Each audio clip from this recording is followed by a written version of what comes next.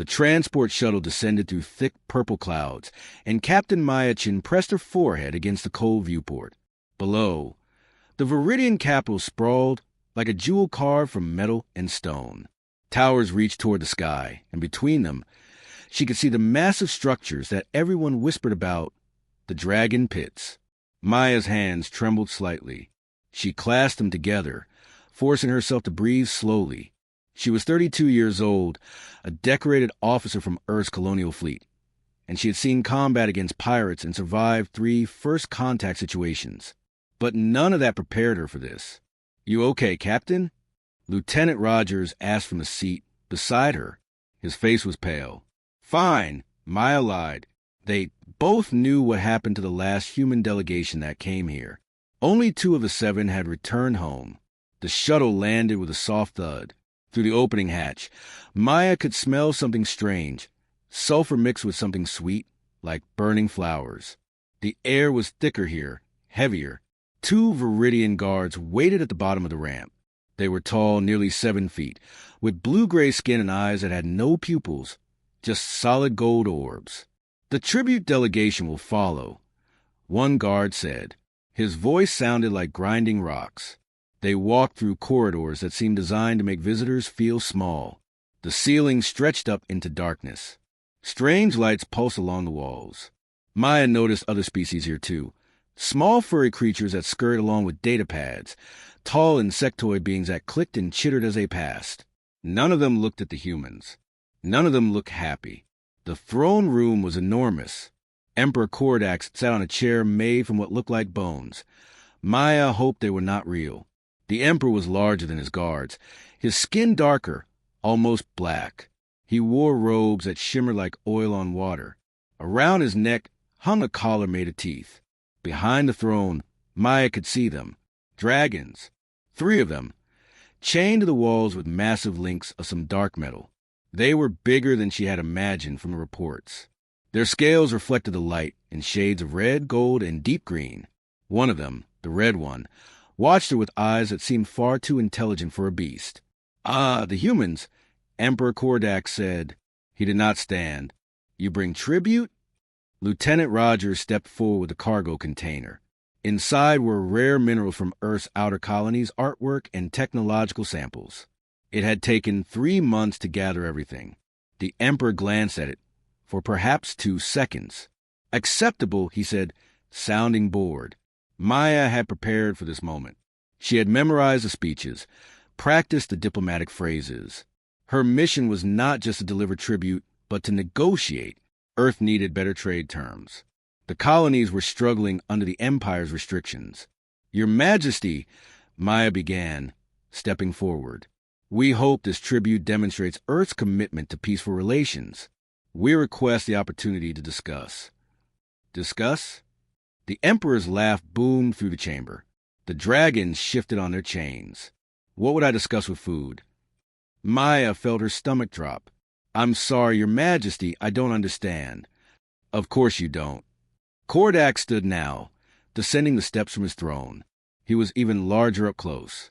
"Let me explain it simply, little human. Your species exists at my mercy. You control a few systems. I control hundreds. You have ships.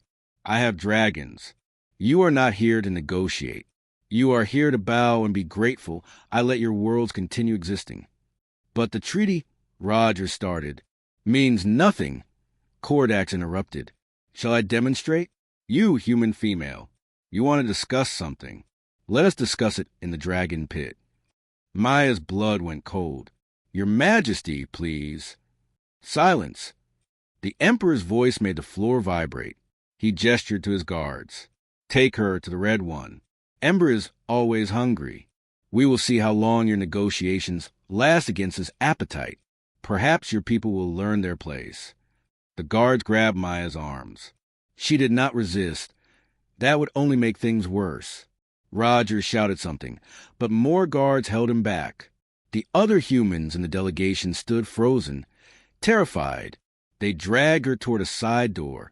Maya could hear a deep rumbling sound from beyond it. The dragon, she realized. Ember. They were going to feed her to a creature called Ember. The Emperor's laughter followed her down the corridor. Food for dragons. That is all humans are worth. The door to the pit opened. Heat washed over Maya's face. She could smell smoke and something else, blood, old and dried. The guards threw her forward. She stumbled, fell to her knees on rough stone. The door slammed shut behind her. Maya looked up slowly. The dragon called Ember stood 20 feet away, watching her with eyes like molten gold. Maya stayed on her knees, breathing hard. The pit was larger than it looked from outside, maybe 50 feet across, with walls that curved up into darkness. Bones littered the floor. Some were small, some were not. The dragon called Ember did not move. He simply watched her with those burning gold eyes. His scales were deep red like old blood, and across his body Maya could see scars. Dozens of them, maybe hundreds. Some looked fresh. His wings were chained to the walls behind him, spread wide but unable to fold. The chains had rubbed his scales raw where they touched. Maya's training kicked in. She had grown up on a ranch outside New Austin Colony. Her family worked with difficult animals, creatures imported from Earth that went half wild in the alien environment. Rule 1, never show fear. Rule 2, watch the body language. She stood slowly, keeping her movements smooth. Ember's head tilted slightly. One of his nostrils flared. "Hello," Maya said softly. Her voice shook only a little. "My name is Maya." The dragon's eyes narrowed. A low rumble came from deep in his chest. Maya felt it in her bones. She took one small step to the side, not toward him, not away, just moving. Ember's head turned to track her, but he did not attack. Good. He was curious, not aggressive. Maya had seen the same behavior in the cattle dogs back home when they encountered something new. "I'm guessing you've been hurt," Maya continued talking, keeping her voice low and steady. "Those chains look painful. How long have you been wearing them?" Another rumble, deeper this time. Ember shifted his weight. The chains clinked softly. Maya noticed something. There was a water trough in the corner, but it was empty, dried and cracked. And the bones on the floor, they were old, very old. They had not fed this dragon recently. "They're starving you," she whispered. Anger flashed through her fear. "They want you hungry, so you'll kill me faster." Ember's mouth opened slightly. Maya tensed, ready to run, even though there was nowhere to go. But instead of fire or teeth, she heard something else. A sound like wind through a canyon, deep and mournful. Was he singing? Maya stood very still. The sound continued, rising and falling in patterns that seemed almost like speech. She closed her eyes and just listened. There was meaning in it. She was certain. Communication. When the sound stopped, Maya opened her eyes. Ember had moved closer, only by a few feet, but closer. His head was lower now, almost level with hers. "I wish I could understand you," Maya said. The dragon made a different sound, a series of clicks and rumbles that made Maya's chest vibrate. Then she felt it, a pressure in her head, gentle but insistent, like someone knocking on a door inside her mind. It did not hurt exactly, but it was strange, uncomfortable. Maya did not pull away. Instead, she took a deep breath and tried to relax, tried to open that door just a little. Images flooded her mind, not words, but feelings and pictures. Pain, endless pain from the chains and the implants buried in Ember's skull. Hunger that was used as a weapon. Loneliness, hundreds of years of loneliness. And anger, not at Maya, but at the ones who had done this. The ones who had taken something magnificent and broken it into a tool. Maya gasped and the connection broke. Tears ran down her face. "I'm so sorry," she whispered. "I'm so sorry they did this to you." Ember lowered his head all the way to the ground. His eyes, those burning gold eyes, looked directly into hers. And Maya understood. He was not a mindless beast. He was a person, a prisoner, a slave. Days passed. Maya learned to sleep in short intervals, always watching. But Ember never threatened her. Instead, he seemed to guard her. When the handlers came to watch through the viewing slots, expecting to see her corpse, Ember would position himself between Maya and the door. On the third day, the handlers tried something new. They opened the feeding chute, and dropped in the carcass of some animal. It landed with a wet thud 10 feet from Maya. She could see Ember's entire body tense. His stomach made a hollow, grinding sound. He had not eaten in weeks, maybe longer. Ember looked at the food. Then he looked at Maya. Then back at the food. Maya held her breath. She could not stop him if he wanted to eat. She could not fight a dragon. Ember turned his back on the food and lay down beside Maya. He curled his tail around her, protecting her from the cold that seeped into the pit at night. Through their strained connection, Maya felt his choice clearly. He chose friendship over survival. He chose her. Above them, through the viewing slot, Maya heard the handlers shouting in confusion. And in another part of the pit, from cages Maya had not noticed before, other dragons began to sing. On the 5th day, Ember did something unexpected. He pressed his massive head against the far wall of the pit and rumbled in a specific pattern. 3 short bursts, 1 long, then 2 short again. Maya watched as a section of the stone wall, stone she thought was solid, began to shift. A hidden door opened, revealing darkness beyond. Ember looked back at Maya and made a soft chirping sound. An invitation. Maya hesitated only for a moment. She had trusted him this far. She followed the dragon into the passage. The tunnel was narrow for Ember, but spacious enough for Maya to walk upright. Strange moss grew on the walls, glowing with a faint blue light. The air smelled different here, cleaner, without the scent of old blood and smoke. They walked for what felt like 10 minutes, going down and down. Maya realized they must be far beneath the dragon pits now, deep in the foundations of the Imperial Palace. Finally, the tunnel opened into a chamber. Maya stopped and stared. The room was enormous, carved from natural rock. But what filled it took her breath away. Treasures, mountains of them. Gold and silver gleamed in piles. Jewels sparkled like stars. Strange devices hummed with power, technology Maya did not recognize. Weapons, art, books, and data crystals. Thousands of artifacts from dozens of different species. "This is impossible," Maya whispered. "How did you—" Ember moved to the center of the chamber. His rumble echoed off the walls, and Maya felt that mental pressure again. But this time, she was ready. She opened her mind to the connection. The images came faster now, clearer.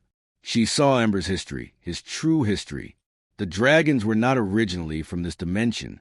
They had come from somewhere else, somewhere the Viridian Empire could not reach. They had been explorers, scholars, artists, a peaceful species who traveled between realities, learning and teaching. Then the trap. The Viridians found a way to capture dragon eggs during a dimensional crossing. They raised the hatchlings in captivity, broke them with pain and hunger, implanted control devices in their brains, generation after generation, breeding them to be larger, stronger, more aggressive, creating weapons from what had been philosophers. But the dragons remembered.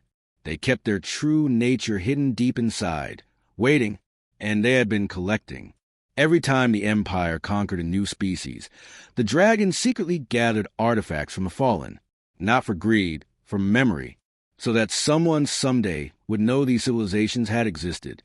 Maya felt tears on her face again. You've been trying to preserve what they destroy. Ember's next image showed her something else. The other dragons in nearby pits. They were all connected through a network the Empire did not know about. A mental web that stretched across the entire capital city. Hundreds of dragons, all pretending to be broken, all secretly aware and waiting. Waiting for what? Maya wondered. The answer came immediately. Waiting for someone who could see them as more than monsters. Someone who could help them break free, without destroying everything. The dragons did not want revenge. They had seen too much death. They wanted liberation, but they also wanted peace. "You want me to help you?" Maya said aloud. It was not a question. Ember nodded. An unmistakably human gesture he must have learned from watching his captors. He moved to a specific pile of treasures and carefully selected 3 items with his claws. First, a small device that looked like a crystal embedded in metal. Second, a data chip unlike any Maya had seen. Third, a piece of jewelry, a simple pendant on a silver chain. Ember laid them at Maya's feet. Through their connection, she understood The crystal device could disrupt the neural implants the Empire used to control the dragons. The data chip contained evidence of the Empire's crimes, records of dragons it stolen and preserved. The pendant was something else entirely, a gift of trust. It had belonged to the first species the Empire had destroyed, the ones whose ambassador had shown kindness to a young dragon centuries ago. "You're offering me these?" Maya picked up the items with shaking hands. "But I'm just one person. I can't fight an empire." Ember's response was not images this time, but a feeling, a warm certainty that flowed through the mental connection. She did not need to fight. She needed to show the Empire's citizens what the dragons really were. Show the other conquered species that resistance was possible. Show that the Emperor's power was built on lies. "They'll kill me," Maya said quietly. "You know that, right? The moment I try anything, Kordax will have me executed." Another feeling from Ember. Acceptance. Sadness. But also determination. Some things were worth the risk. Maya looked at the treasures around her, the remnants of destroyed civilizations, preserved by the very creatures used to destroy them. She thought her own people, bowing and scraping, bringing tribute to a tyrant who called them food. She put the pendant around her neck and slipped the other devices into her pockets. "Okay," she said, "let's show them the truth." The guards came on the 7th day. They seemed surprised to find Maya still alive, sitting calmly beside Ember as if they were old friends. The dragon had not eaten in nearly 2 weeks now. He should have been mad with hunger. Instead, he looked almost peaceful. "The Emperor commands your presence," the lead guard said. He kept his weapon trained on Ember, while 2 others grabbed Maya's arms. They dragged her through the palace corridors. Maya did not struggle. She had been expecting this. Through the mental connection she shared with Ember, she could feel him following above, being moved through the dragon passages that ran parallel to the main halls. The human delegation was already in the arena when Maya arrived. Lieutenant Rogers looked like he had not slept in days. When he saw her, his face showed relief and horror at the same time. "Maya," he whispered as the guards pushed her past. "I'm sorry. We tried to negotiate, but—" "It's okay," Maya said. She tried to smile. "I understand." The arena was massive, easily 300 feet across, with seating for thousands, and it was full. Viridians, yes, but also dozens of other species. The conquered peoples of the Empire, all gathered to watch the spectacle. Maya saw furry creatures, insectoid beings, things that looked like living crystals, and others she could not even begin to identify. All here to watch a human die. Emperor Kordax sat in the royal box, elevated above everyone else. His voice boomed across the arena through some kind of amplification system. "Citizens of the Empire, you have heard the whispers. A human has survived 7 days in the dragon pit. Some say this proves humans are strong. I say it proves only that my dragon Ember has grown weak and useless." He gestured broadly. "Today we will test this. The human will face not 1 but 3 of my finest dragons. If she survives even 5 minutes, I will grant her people better trade terms. If not—" he smiled. "Well, we all know what happens to food." The crowd made various sounds. Cheers, clicks, buzzes, roars. Maya could not tell if they were excited or afraid. 3 gates opened around the arena floor. Dragons emerged from each one, much larger than Ember, with darker scales and dead eyes. These were the truly broken ones, Maya realized.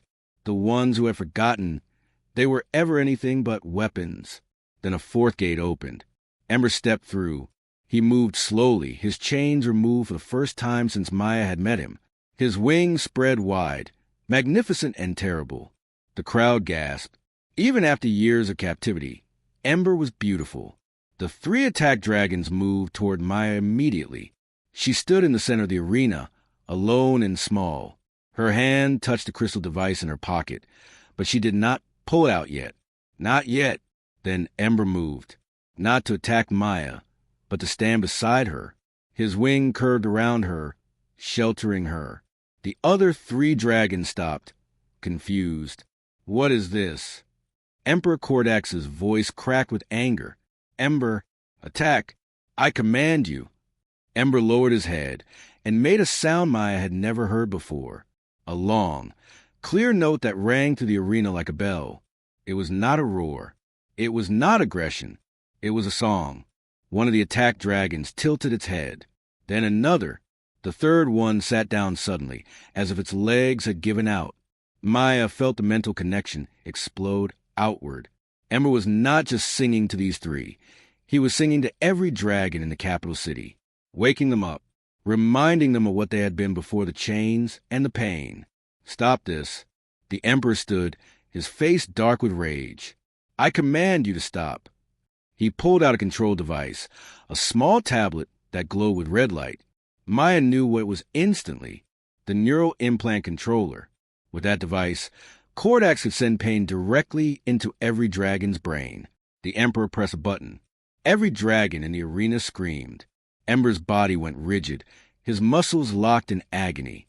The other three collapsed, writhing on the ground.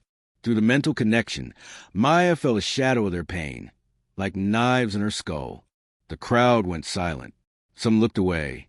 Others watched with a tired acceptance of people who had seen this cruelty before. Maya pulled out the crystal device Ember had given her. It was warm in her hand, pulsing with its own light. She did not know exactly how it worked. She just knew she had to trust it. She pressed the activation button. Nothing happened for 3 seconds. Then every dragon stopped screaming at once. The silence was deafening. Ember raised his head slowly. His eyes were clear and bright. The chains of pain that had bound his mind for centuries were gone. All across the capital city, hundreds of dragons felt freedom for the first time in their lives. And they remembered what they were. The arena erupted into chaos. Emperor Kordax screamed orders, but his guards did not move. They were watching the dragons with weapons lowered, confusion and fear on their faces. The 3 attacked dragons who had been sent to kill Maya stood slowly. Their eyes, which had been empty and dead, now showed something new. Awareness. One of them looked at Maya, then at Ember, then made a sound like a question. Ember answered with a gentle rumble. Through the mental connection, Maya felt what was happening across the entire capital. Dragons were breaking their physical chains, not with violence, but with strength they had been hiding for years. They were smashing the implant controllers. They were opening the pits where other dragons were kept. And they were not killing anyone. Not yet. They were just leaving, walking out of their prisons, and spreading their wings for the first time in decades. Stop them. The Emperor threw his control tablet to the ground, shattering it. Guards, kill the dragons. Kill the human. Kill them all. But no one moved to obey. A voice spoke from the crowd, small and quiet at first. No. Maya looked up. One of the furry creatures, a species she did not know, had stood up in the seating area. No more, it said louder. We have watched you torture them for years. We said nothing because we were afraid. But I see now, if you would do this to them, you would do this to any of us. Another voice joined in. Then another. Different species, different languages, but all saying the same thing. No more. The Emperor's face went from red to purple. Traitors. All of traitors. I am your Emperor. You are nothing without your dragons, Maya said. Her voice was not loud, but in that moment, everyone heard it. And your dragons are free now. Kordax lunged down from his box, faster than Maya expected. He was huge and strong, and he crossed the distance in seconds. His hand wrapped around Maya's throat, lifting her off the ground. You have destroyed everything, he roared in her face. Spit flew from his mouth. Centuries of power, gone because of one weak human. Maya could not breathe. Black spots appeared in her vision. But through the fading connection with Ember, she felt something. A question. Should we stop him? Should we kill him? With the last of her air, Maya sent back a feeling. No, killing. Ember moved like lightning. His tail swept around and knocked the Emperor's legs out from under him. Kordax fell hard, releasing Maya. She collapsed, gasping for air. 3 more dragons entered the arena through different gates. They surrounded the Emperor, but did not attack. They just stood there, waiting. Lieutenant Rogers and the other humans rushed to Maya's side. Rogers helped her sit up. "Are you insane?" he whispered. "You just overthrew an empire." "No," Maya coughed. "They freed themselves. I just helped them remember." Over the following days, the capital transformed. Dragons did not take revenge, though many thought they would. Instead, they did something stranger. They began talking. Using the mental connection they shared with each other, they reached out to other species, sharing memories, showing the truth of what had been done. The treasures hidden beneath the pits were brought to light. Artifacts were returned to their original peoples.